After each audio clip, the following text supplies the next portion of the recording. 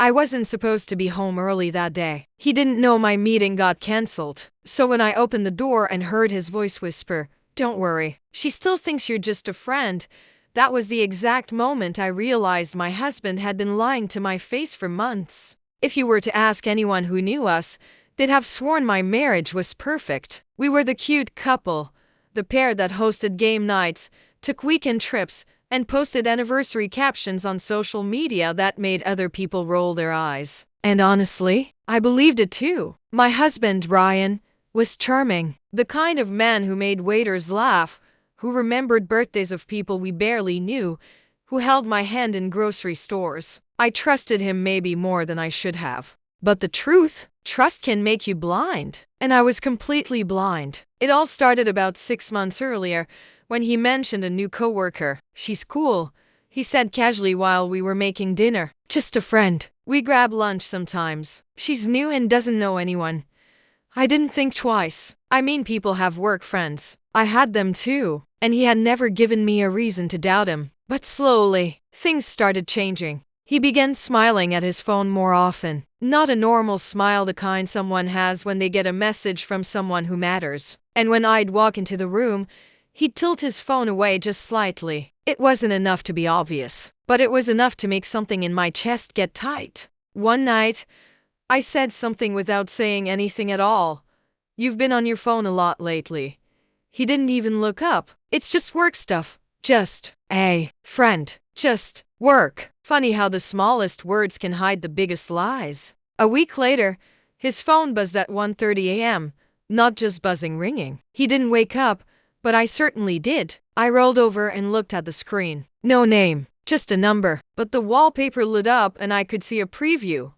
"Are you awake?" My eyebrows went up. Who texts a married man at 1:30 a.m. asking if he's awake? I stared at his sleeping face. Not accusing, not angry, just confused. At breakfast, I tested the waters. "You were popular last night," I joked lightly. "Your phone was blowing up at 1:30.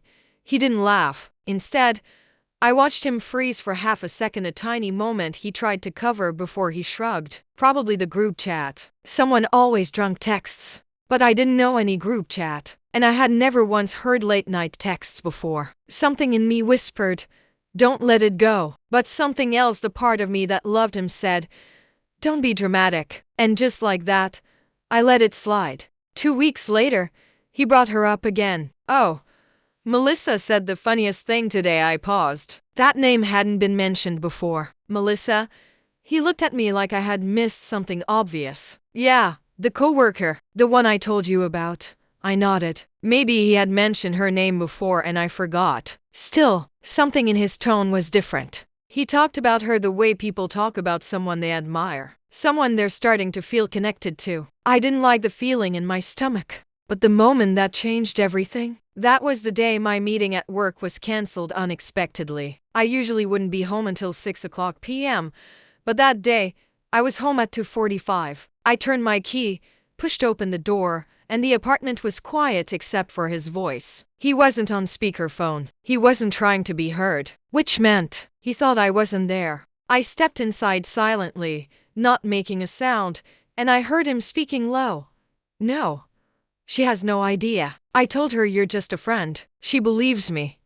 I froze. My heart stopped moving, thinking everything. I stood there in my own hallway hearing my husband lie about me to another woman. My hands were shaking, but my face went cold. Then I heard her voice, faint through the phone. "Good. I don't want drama." Good? Drama? What was happening? He laughed softly, a soft, intimate, familiar laugh that suddenly sounded like a stranger. "Trust me. She doesn't suspect anything." I don't know how long I stood there, eyes burning, my world tilting sideways, before I turned around and walked out just as quietly as I came in. I didn't slam doors, didn't confront him, didn't burst in screaming like a movie scene. I simply walked back to my car, closed the door, and let the first tear fall. Because that's the moment when the truth hits you so hard your body doesn't know how to react. It doesn't make you angry first. It makes you numb. My husband, the man I trusted with everything, had a secret life I didn't know about. And worst of all, they were both so confident that I would never find out. But they were wrong. Very, Very wrong. Because in that moment, I made a silent decision. If he had a side of the story he thought I'd never see, I was going to see all of it. And when I was done, he was going to regret ever thinking I was clueless. That day in the car, I wiped my tears, looked at myself in the mirror, and whispered, if they think I'm clueless, they're about to learn who I really am. I wasn't going to scream, beg, or accuse. I was going to watch, learn, and catch them in their own lies. The drive home felt like a movie in slow motion, cars passing, people walking dogs, teenagers laughing on the sidewalk while my world was quietly falling apart. But I wasn't thinking about heartbreak. I was thinking about strategy. Some women confront immediately. Some throw clothes out on the front lawn. Some pack their bags and leave. Me? I needed answers. Proof. The full truth. Because one thing I was sure of, if Ryan had been bold enough to lie out loud in our own home, he was comfortable. Too comfortable. He thought he was ahead of me. He wasn't. Not anymore. I waited 20 minutes before going back in. When I walked through the door this time, I made noise, keys jingling, purse dropping, door closing hard. He jumped slightly, turning fast, eyes widening for a half second before he covered it with a smile. Hey, you're home early. I kept my face neutral. Meeting got cancelled. Oh, great. But everything about him felt wrong. The forced smile, the brightness in his tone, the way his phone stayed face down on the table like a shield. Before that moment, I might have missed such details. Now, I was seeing everything. At dinner he tried to act normal. Jokes, small talk, asking about work. But his eyes kept flicking to his phone, waiting, expecting, hoping for a message from her. I kept my voice calm and dependable. How's work? Oh, hectic. Long day. Lie. He had been home early. I smiled gently anyway. That new coworker keeping you busy? His fork froze midair. Barely noticeable, but I caught it. Melissa? No, not really. He said her name too fast, too defensive, too familiar. I nodded slowly, taking a sip of water like the conversation meant nothing. Inside, I was cataloging his reactions like a detective. Silence settled again. He didn't ask why I brought her up. He didn't ask if I heard anything earlier. He didn't worry, because he was absolutely sure his secrets were still safe. Later that night he fell asleep before me, and there it was, his phone right by the nightstand. I didn't touch it. Not yet. I wanted the PIN code first, so I leaned over gently and whispered, "Phone battery's low."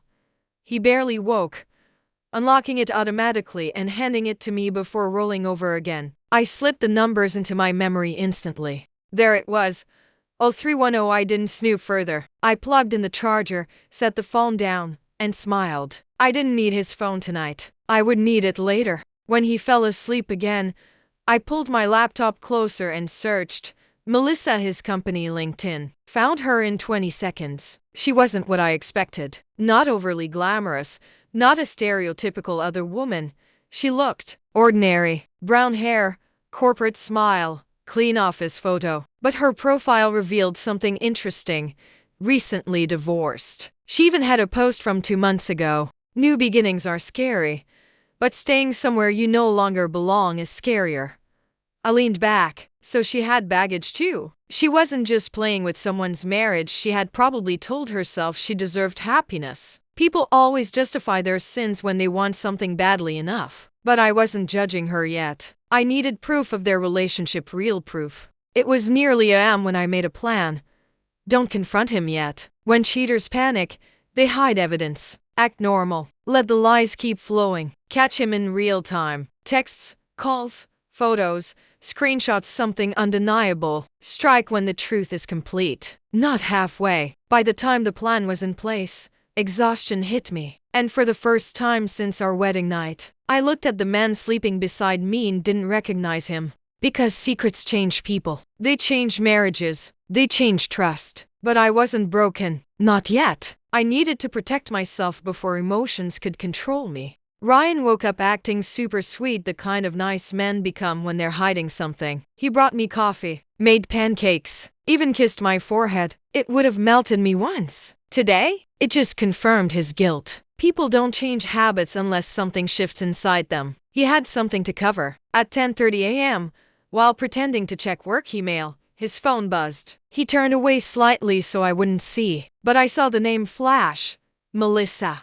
And just like that, everything sharpened. Not just Melissa. Melissa with a heart. In my house. On a married man's phone. While he smiled like nothing was wrong, he immediately flipped his phone down and forced a casual sigh. Spam messages are getting ridiculous these days. Spam? With a heart? I wanted to laugh out loud. Instead, I stirred my coffee. Yeah, totally. Tonight, after he slept, I was going into that phone. Not because I wanted to torture myself. Because emotionally reacting wasn't going to give me answers. Evidence was power, and I needed power before I confronted him. I needed the real story, not just suspicions, not assumptions, not imagination. I needed what every woman deserved, the truth. And if the truth broke me, at least he wouldn't be able to lie about it later. Because tomorrow morning, I was going to know everything. That night, while my husband slept peacefully beside me, I unlocked his phone with the pin he gave me half asleep. One tap, one swipe, and within seconds, I realized I was about to see the real version of my marriage without filters, excuses, or lies. Ryan fell asleep fast, like a man with a clean conscience. I stared at him for a moment, his relaxed face, steady breathing, arm thrown across the pillow, and I wondered how someone could look so peaceful while living a double life. Then I picked up the phone. My hands were steady. My heartbeat wasn't. I entered the code.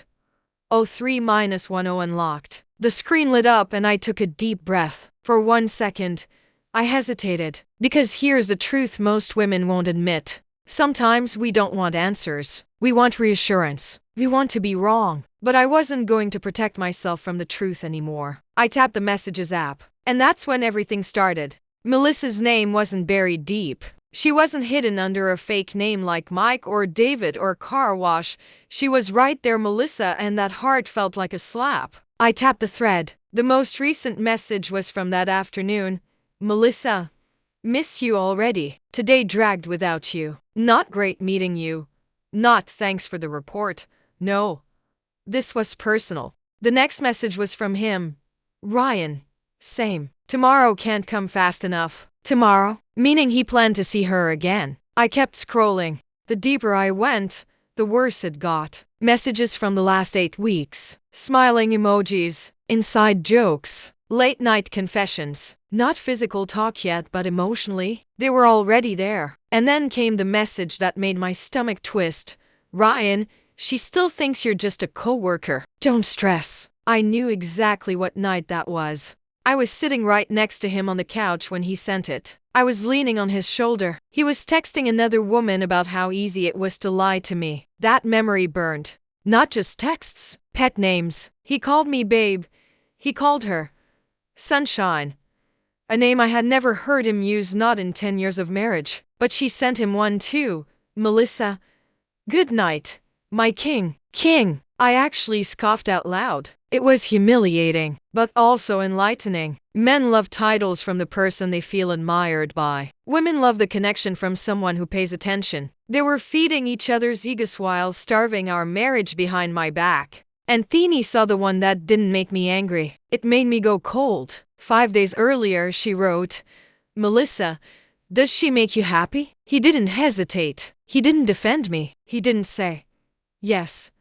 He wrote, Ryan, I don't know anymore. 4 words, 4 bullets. Because when your husband tells another woman he doesn't know if his wife makes him happy, he's already halfway out the door. But I wasn't done. I kept scrolling. Finally, I reached a message from Ryan that changed me from sad to driven. Ryan, don't worry. She won't figure anything out. She trusts me too much. I stared at that line for a long time. There it was. Not just betrayal. Not just lying. Arrogance. He wasn't just cheating emotionally. He was proud of the fact that I believed in him. Proud of the fact that I trusted the man I married. That's when something inside me clicked. I wasn't going to cry anymore. I wasn't going to beg. I wasn't going to lose. This wasn't going to end with me broken. This was going to end with them exposed. Properly. Perfectly. And on my terms. I backed out of the messages and went straight to the phone's gallery, and my heart dropped again. He had screenshots. Screenshots of his conversations with her, flirty banter, selfies she had sent, memes they shared. If someone ever found his phone, the truth was sitting in plain sight. But here's the twist.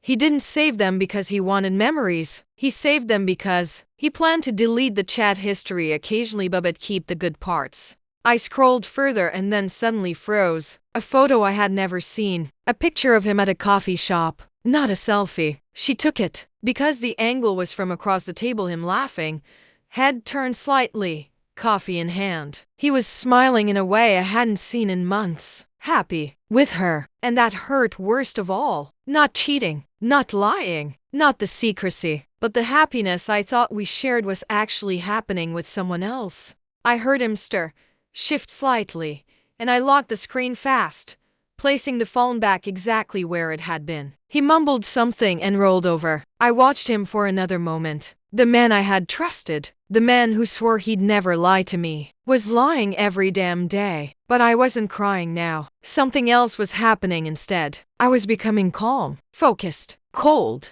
Because now I knew what he had done. Now I knew who she was. Now I had the evidence. And now I had leverage. The next step wasn't confronting him. No.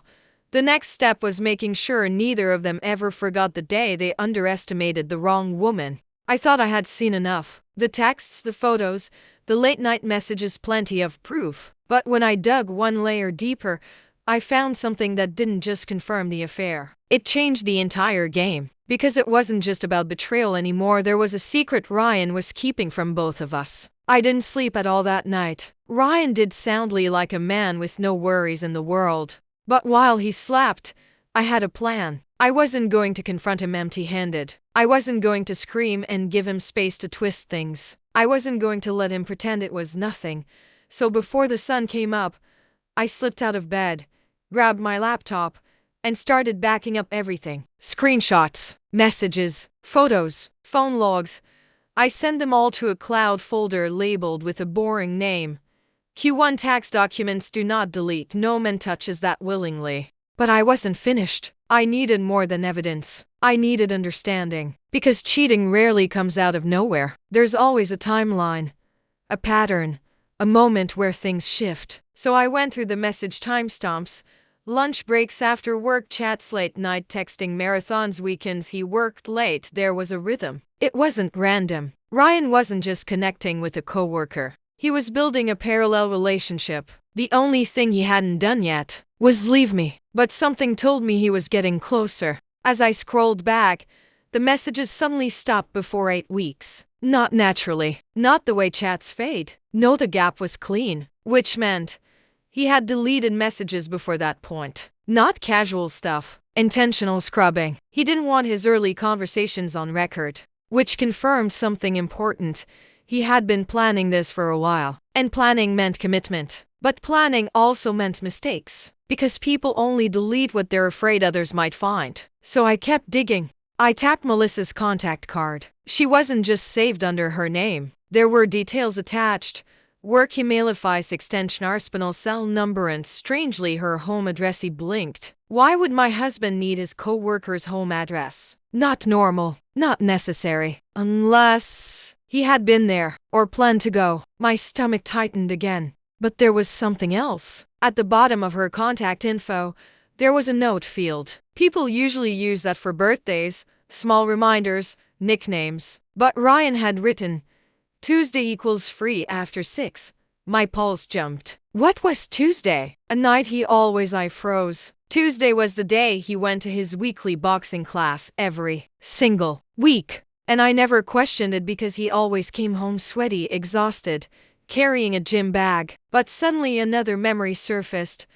I had never once seen a boxing membership charge. No gym key card, no boxing shoes, no bruises, no ache, nothing. It wasn't a workout night. It was their night. And I had never noticed. I opened the gallery again, but this time I looked for hidden albums. Most people don't know that modern phones have storage sorting options, and Ryan clearly didn't expect someone to look this deep. Inside the archived folder were 8 photos of the same calf, small tables, warm lighting, hanging ferns, city view windows. Nothing romantic. Something cozy. Somewhere that felt private. But one photo made my fingers go still. A picture of 2 iced coffees and one hand on the table. A woman's hand. Neat nails. Delicate rings. Not mine. It wasn't overly affectionate. Not suggestive. But it was intimate in a different way. A this is us every Tuesday kind of way. Routine. Normal. Comfortable. Cheating isn't always lingerie in hotels. Sometimes it's soft lighting and shared drinks in a quiet corner. And that hurt deeper. Not because he touched her, but because he shared a life with her. This is the part most cheaters forget.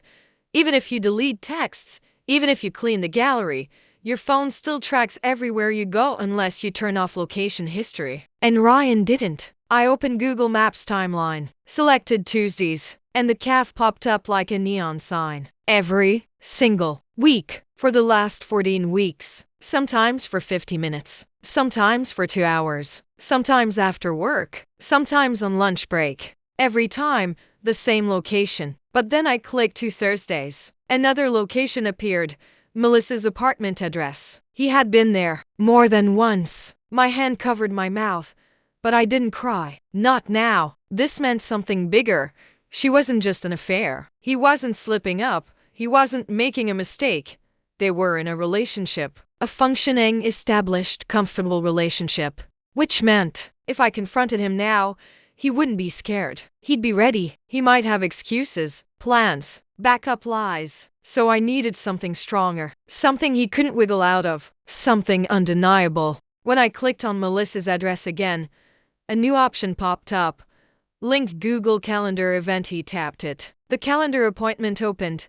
Checking out the place possible move. Thursday p.m. Melissa's apartment. Me blood went cold. Move? Move what? Him? Her? Us? And then I noticed something even worse.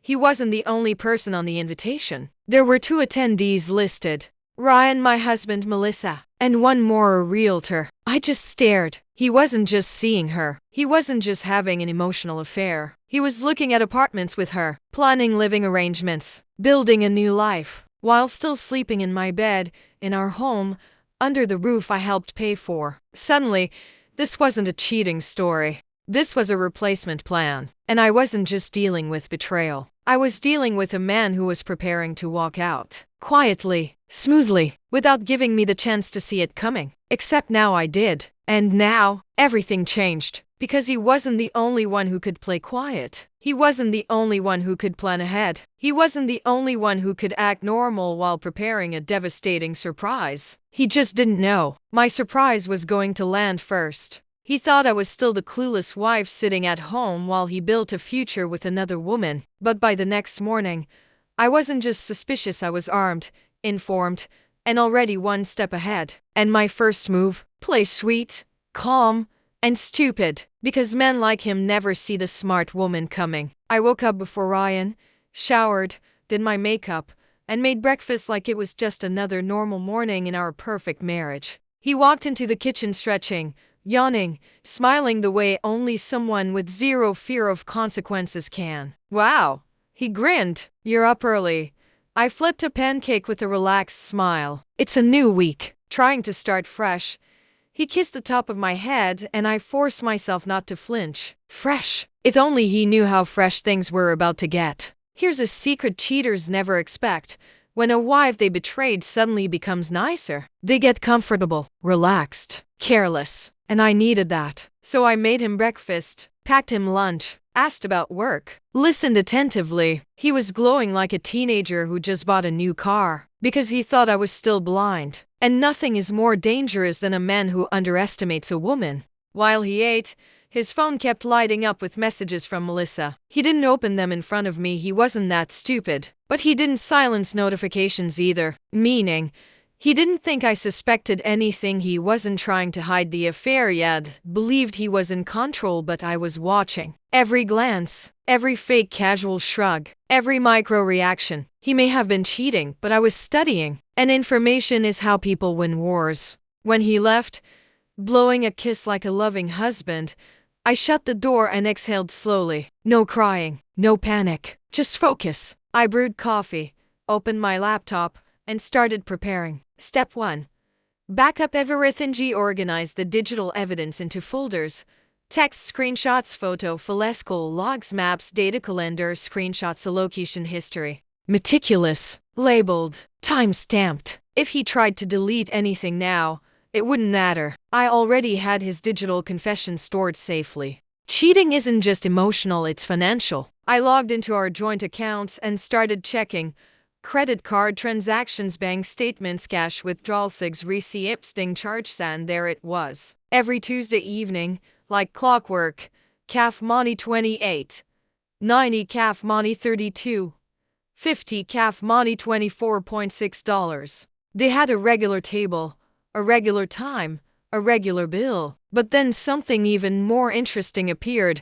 2 charges from a furniture store. Last week, we didn't buy any furniture, but he did, and not for us. So while she probably believed they were building a new beginning, he was using our marital money to furnish a home for another woman. That wasn't just betrayal. That was legally stupid and very useful. I wasn't about to play detective alone, so I made a call to a private investigator. Not one of those TV-style trench coat guys, a woman recommended by a lawyer friend. Calm voice, professional, efficient. I told her everything in detail. She took notes without judgment and finally said, "You're not the first wife to sit in this chair, but you're one of the smart ones who came early." Her plan was simple. Monitor Ryan's Tuesday boxing class, take photos, document meetings, get timestamps, net to embarrass him. Not to destroy him, but because facts win when emotions can't. I hired her on the spot. The trap was officially set. Then I started looking into the other woman, not emotionally, but strategically. Emotions make you blind. Knowledge makes you powerful. Her divorce was finalized 3 months ago. Her ex-husband's social media was open and bitterly sarcastic. One post from 2 months earlier read, "She got bored being married and needed fresh excitement. Good luck to the next guy." Interesting. So Ryan wasn't dealing with a helpless victim. He was dealing with a woman who knew exactly how to replace someone. But here's the thing. Women who move fast also fall fast when the ground under them shakes. And I was about to start shaking it. Ryan came home that evening expecting nothing unusual. Because that's how cheaters think. If the wife isn't crying, if she isn't yelling, if she isn't suspicious, she must be clueless. He walked in with that usual long day at work sigh. I slipped out of the bedroom smiling. "Dinner's almost ready. Want a drink while you wait?" The surprise on his face was almost comical. He smiled slow, the smile of a man who believes he's winning. His phone buzzed again. He didn't check it in front of me. Instead, he stretched. "I'm gonna shower real quick before dinner." Perfect. Because while he showered, I moved to trap number 2. Earlier that morning, I sent all the evidence to the cloud. Now I went a step further. I installed a perfectly legal, non-invasive app, Google account syncing for messages, photos, and location. Most people forget that if 2 devices share an account, new photos sync, new location updates, track new emails, appear new calendar events. Shawi didn't hack anything. No illegal access. I simply logged into his Google account, which I had the password for. Now, whenever he went somewhere, whenever he took a photo, whenever he texted, I'd quietly receive the digital echo. Not in real time, not immediately, but consistently. He didn't need to find out. He wouldn't find out, because he was convinced I wasn't even looking. He came to the table fresh from the shower, phone in pocket, hair still damp. "Smells amazing," he said. I smiled sweetly. "How's work?" "Oh, busy. Meetings all afternoon." Lie number 1 of the night. Because while he was supposedly in meetings, Melissa sent him, "Can't wait for tomorrow. Dinner or just coffee?" I already had the notification on my screen. "So," I said casually, "boxing tomorrow?" He nodded quickly. "Yeah, Tuesdays. You know how it is." I took a slow bite of pasta and nodded back, pretending to believe him. He didn't notice the tiny smirk at the corner of my mouth. After dinner, Ryan watched TV while I folded laundry in the bedroom. My phone vibrated once. "The PI will begin at PM tomorrow. I'm expecting him to meet her." I exhaled slowly. "Catch everything." She paused. "Based on how long this has been happening, I think you might discover more than just dinners and coffee." I already had. But tomorrow? Tomorrow would be proof in daylight. Ryan fell asleep again with a peaceful face. I stared at him in the dark. He thought I didn't know. He thought I was still the soft, trusting wife who believed every late night at the office. He thought this was his timeline. But starting tomorrow, it would be mine. Because now, I had evidence. He had a P, had account access, he had financial records. I had location tracking, and I had something he no longer had.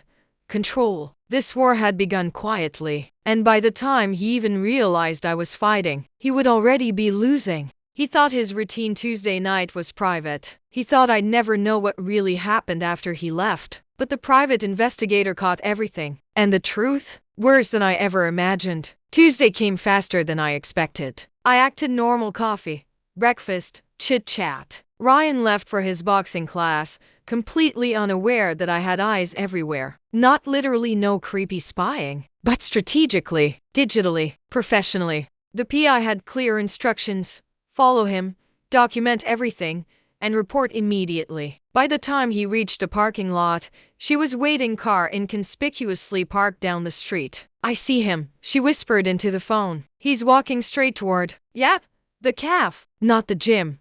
I froze. Calf? Not boxing? I almost laughed, because I already suspected, but seeing confirmation in real time is a completely different kind of betrayal. She sent the first photo within minutes, Ryan entering the calf, smiling like a man who's exactly where he wants to be, holding the door open for a woman. Melissa. There she was, casual, confident, already waiting. Ryan didn't look nervous. No glances around. No checking for his wife. Just comfortable, relaxed, in love. The woman I trusted to be just a co-worker wasn't just a friend. She was his other life, his happy place. And worst of all, he thought he was untouchable. She sent another photo a few minutes later. Ryan and Melissa sitting at a small table, leaning toward each other, laughter captured mid-smile. Coffee cups placed close together, body language open, intimate, familiar. It wasn't a hurried flirtation. It wasn't nervous glances. It wasn't an awkward meeting. It was a planned routine. I felt bile rise in my throat, but I didn't show it. I had to stay calm, because this wasn't a story for heartbreak. It was a story for revenge, exposure, and ultimate truth. Then she sent something that made me stop breathing. Melissa's hand reached across the table. Ryan's hand met hers halfway. A small object exchanged. Not cash. Not keys. A tiny envelope. The PI zoomed in on the photo and whispered, "This isn't just a coffee. They're exchanging something." My heart raced. Was it love notes? Money? Apartment keys? It didn't matter. The point was clear. This wasn't casual anymore. The PI stayed hidden while they left the calf. Ryan didn't rush. Melissa wasn't sneaky. Both walked slowly toward a car parked 2 blocks away. She sent a video of Ryan getting into the passenger seat while Melissa drove. Destination? Melissa's apartment. I didn't need to guess. The Google Maps timeline, calendar, and photos already painted the picture. But now, I had live proof. He lied about the boxing class every week, the same time. The same lie. The relationship was escalating. The coffee meeting, hand-holding, envelope exchange, it was far beyond flirtation. He was careless. He thought I'd never see it, that I'd never care enough to investigate. And that last one? That arrogance gave me all the power I needed. I called the PI.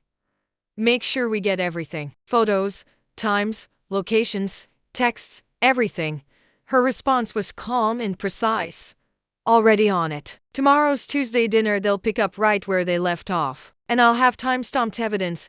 I hung up and sat in silence for a few moments. Ryan thought he was untouchable. Melissa thought they were private. But by the end of this week, their secret would be exposed. I didn't plan on yelling. I didn't plan on begging. I planned on truth, evidence, and closure on my terms. And for the first time since discovering the affair, I felt the first real calm satisfaction. I was winning. Slowly, quietly, perfectly. He thought he had it all under control. He thought I was blind, naive, and too soft to act. But when the first confrontation finally came, I wasn't angry.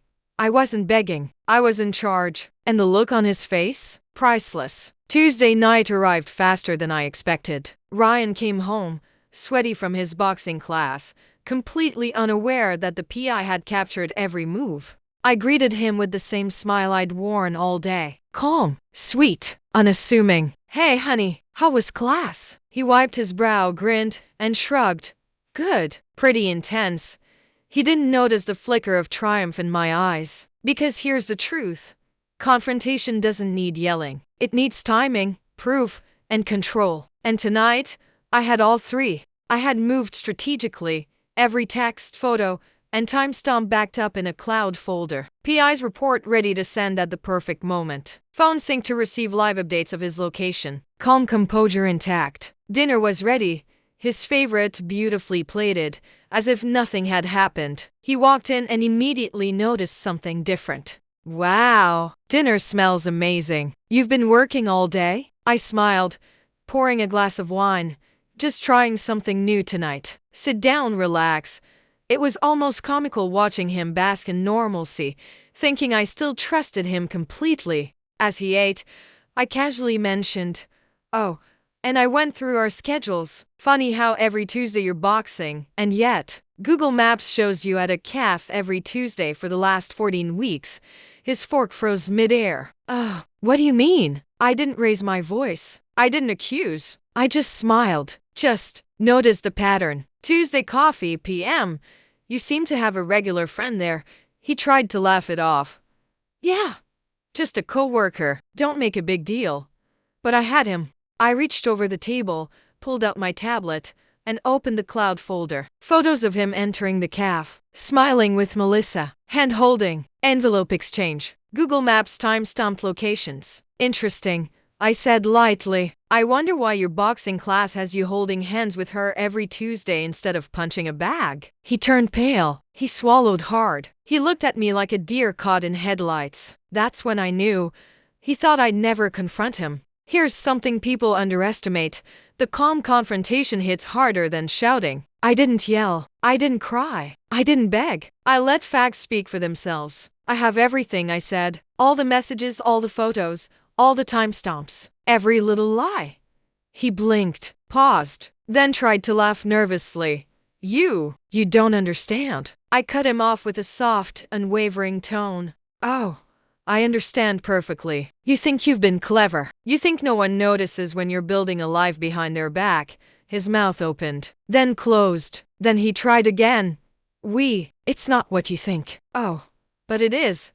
I interrupted. I have proof. And the thing about proof? It doesn't care about excuses. I watched him shrink before me. The arrogance, gone. The confidence, gone. The smirk, gone. Now, it was just a man realizing the wife he thought was blind, soft, and naive was not. I can explain, he stammered. You can explain a lot, I said calmly. But first, let's talk about Tuesday nights. The envelope, the coffee, the apartment visits, the calendar entries labeled possible move. Do you want to start there? I saw him swallow again, eyes darting, hands trembling slightly. Finally, he dropped his gaze. The power had shifted. I didn't scream. I didn't threaten. I just spoke calmly, deliberately. This isn't about revenge. This is about reality. You had a choice every day to stop lying. You didn't. And now, you're accountable. He nodded weakly. He could say nothing, because every word he spoke now could be contradicted by fact, proof, and images. Tomorrow, I want you to go where you normally go, I said softly, because the PI is watching. Every move, every meeting, every lie, and I will have it all. You can't, he began. Oh, but I can. I interrupted. You underestimated me. That's your mistake. And then I left the room, not because I was finished, not because I was tired, but because the first move had been made. The look on his face stayed with me. Shock, fear, realization. For the first time in months, he knew the truth. And now, I controlled the timeline. He thought he was careful. He thought he was clever. But when the private investigator captured him at Melissa's apartment, he made a mistake so big, there was no coming back. Wednesday evening arrived, and I stayed calm, acting as if nothing had changed. Ryan left the house for what he still insisted was a boxing class, completely unaware that every step he took was being watched. The PI was ready, camera poised, car parked inconspicuously, and phone live for updates. Within minutes, Ryan arrived at Melissa's building. She sent me a photo almost immediately, Ryan getting out of his car, smiling like he was just visiting a friend. Melissa greeting him warmly at the door. Everything seemed casual, but it wasn't. Here's where it got interesting. Ryan thought he could slip inside unnoticed. He didn't realize the PI had already scoped the location and had a perfect line of sight to the entryway. She caught him, taking a small box from Melissa, smiling nervously at the window before closing the door, exiting 45 minutes later, carrying a slightly bigger box. I froze. That wasn't just a visit. That wasn't just coffee. That wasn't just an affair. He was moving items into a new place. Evidence of planning. Evidence of intent. Evidence of replacement. The PI sent screenshots and timestamps as they happened. 6:03 p.m. Ryan arrives at Melissa's apartment. 6:05 p.m. box handed off. 6:47 p.m. Ryan leaves with another box. 6:50 p.m. Melissa waves goodbye. Everything documented. Every single move time-stamped. No room for excuses. This was what made Ryan's mistake catastrophic. He assumed I would never have eyes on him outside the house. But the evidence now existed outside his control, professionally documented, and ready for any confrontation or legal steps. I sat on the couch, phone in hand, trying to calm the fury rising inside me. My husband had been lying for weeks, months. He had been building a parallel life while I thought our marriage was safe. He had plans to move forward with another woman without a hint of guilt. And yet, the calm, quiet satisfaction that came from knowing the truth was intoxicating. Because now I wasn't reacting emotionally. I wasn't crying. I wasn't pleading. I was strategizing. And he didn't even know. By the time Ryan returned home, I had all photos and videos from the evidence of every lie. Texts, calendar events, location history, financial proof, charges from our account used to support his new plan. He sat quietly, sipping tea, acting like everything was normal. Ryan walked in sweaty and slightly tired, completely unaware of the storm gathering in the house. "Dinner's ready," I said sweetly. "How was class?" He didn't catch the pause. He didn't notice my smirk. Not yet. And that was perfect, because the trap was fully set, and I now controlled the timeline. This wasn't about shame. This wasn't about drama. This was about reality. Cheaters think their routine, their confidence, their just a friend lies will go unnoticed. But the truth, especially the documented truth, is unforgiving. Ryan had made one fatal mistake. He assumed I wasn't paying attention. And that mistake was about to cost him control, comfort, and credibility. He thought he could still lie. He thought charm, excuses, and smooth words could save him. But when I laid out everything, the arrogance disappeared, and the truth hit harder than anything I expected. Thursday morning, I woke up earlier than Ryan. Coffee brewing, tablet ready, PI's photos and timestamps arranged perfectly. Everything in order for the confrontation I had been preparing for days. Ryan was still asleep, oblivious. Oblivious to the fact that every Tuesday, every lie, every smile for Melissa had been documented. Oblivious to the storm about to hit his carefully curated life. I acted normal. I made breakfast. I casually mentioned bills and schedules. "Oh, by the way, I noticed the furniture store charges last week," I said calmly. "You were furnishing someone else's place?" He froze mid-step, eyes widening. The arrogance he'd carried for weeks was gone. It's not what it looks like," he stammered. I handed him the tablet. "Maybe you can explain this. Every coffee meeting, every hand-holding photo, every envelope, every timestamp, every single Tuesday for months. And the PI caught your little apartment visit too." His jaw dropped. He took the tablet with shaking hands, scrolling frantically. "Here's the difference between lies and documented truth. Lies rely on memory, excuses, charm. Facts are absolute. Facts don't blink. Facts don't negotiate." Ryan tried his usual tactic, charm. He tried to smile. He tried to justify. But every word was contradicted by evidence. "You're insane if you think this is a misunderstanding," he said, voice shaky. "It's not a misunderstanding," I replied calmly. "It's reality. And reality is undeniable. Every move you made was documented. Every lie, every secret, every plan captured." The weight of his own actions finally hit him. He didn't argue anymore. He didn't deny. He didn't try to charm me into forgiveness. For the first time in months, He was silent. That silence spoke louder than any words. It screamed, I got caught. I underestimated her. I have no control. And I realized something important. Confrontation isn't about yelling or crying. It's about placing the truth in front of them and letting reality do the talking. I began going through everything. Text messages, flirty, secretive, planned interactions, photos, CAF meetings, hand-holding, envelope exchanges, calendar events, apartment visits labeled as possible move, location history, Tuesday routines that never involve boxing, financial proof, our money funding his secret life. Each item I revealed was a hammer hitting the wall of lies he had built. Do you see it now? I asked softly. Every Tuesday, every lie, every secret, all of it. He didn't reply, just stared, realizing the depth of his own mistakes. It wasn't just shock. It wasn't just fear. It was the realization that I had been planning while he was blind to reality. He thought I was naive. He thought I was passive. He thought he had full control. But control is an illusion when one side is silent, patient, and prepared. And in that moment, I knew.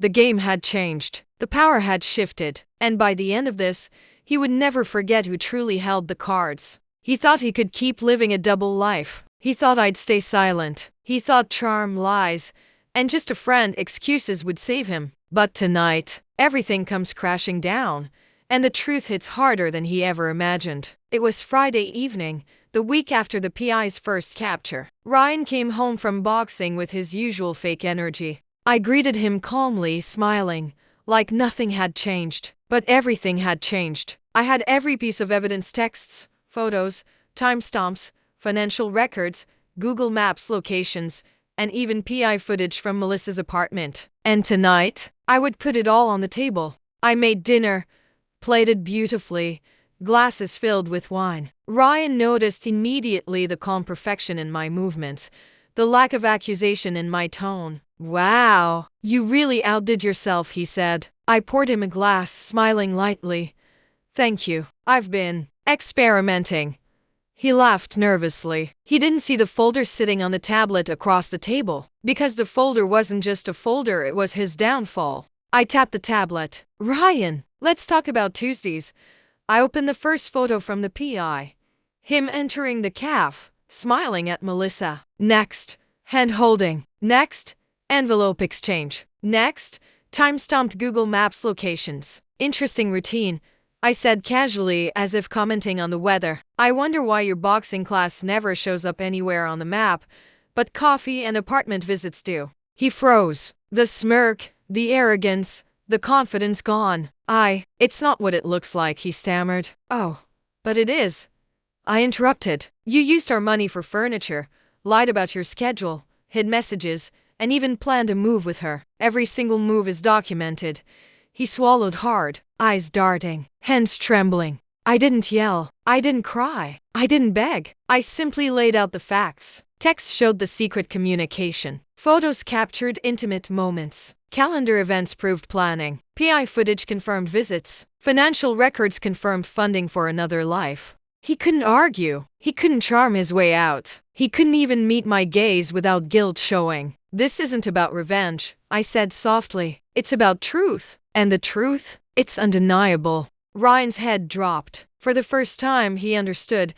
I wasn't the passive, naive wife he thought he could deceive. I wasn't angry and irrational. I was prepared, calm, and in total control. You underestimated me, I continued, my voice steady. And that's the mistake that cost you everything. His silence screamed more than words ever could. He knew the evidence left no escape, no excuses, no charm, no lies. I leaned back, sipping my wine, watching him shrink under the weight of his own actions. This wasn't just about exposing an affair. It wasn't just about making him feel guilty. It was about reclaiming my life, my home, my power. From now on, I said firmly, everything changes. You will be honest, or you will leave. But this life, this marriage, is no longer yours to control. He nodded, finally silent, realizing I held the cards. For the first time in months, I felt calm, victorious, and free. The war wasn't about drama, it was about truth, strategy, and timing. And tonight, the truth won. Ryan thought he could keep secrets. He thought he was untouchable. He thought he was in control. But when a woman knows the truth, plans carefully, and stays calm, even the smartest liar eventually loses. This isn't revenge. This is power. This is reality. And this is my story.